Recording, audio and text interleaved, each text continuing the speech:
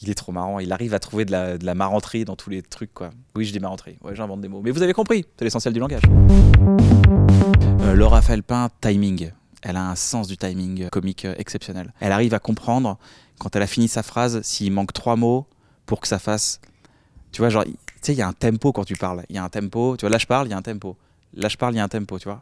Et en fait, elle a ça aussi, elle a ce battement, ça peut être très rapide, hein.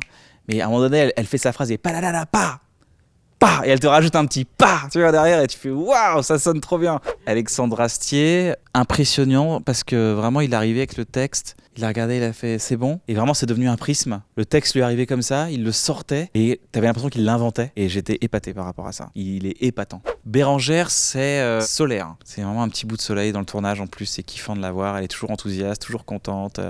Toujours une petite pensée pour moi, un petit coup de fil derrière, un petit texto, et puis super actrice. Baptiste Le Caplin, c'est énergique. Il vend tout à l'énergie et c'est tellement bien. Et aujourd'hui, je trouve qu'il a pris de la bouteille. Parce que même en tant qu'acteur, il se fait confiance. Il livre sans énergie et c'est tout aussi fort.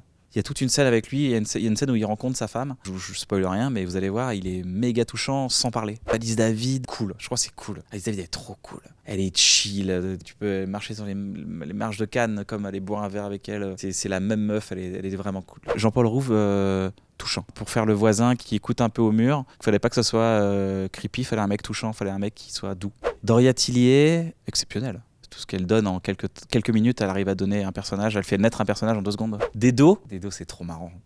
Il est trop marrant, il arrive à trouver de la marranterie dans tous les trucs, quoi. Oui, je dis marranterie, ouais, j'invente des mots. Mais vous avez compris, c'est l'essentiel du langage. Bertrand Iscla, c'est un génie, c'est un vrai génie comique, il est vraiment drôle. Je suis fan de Brut, c'est un mec créatif. On se rend pas compte, mais pendant le confinement, avec Brut, ils ont fait que des masterclass. Ils ont sorti masterclass sur masterclass sur masterclass, c'était incroyable. Anna Apter, la douceur d'Anna. On l'a castée parce que justement, il fallait un personnage doux, et elle a cette douceur...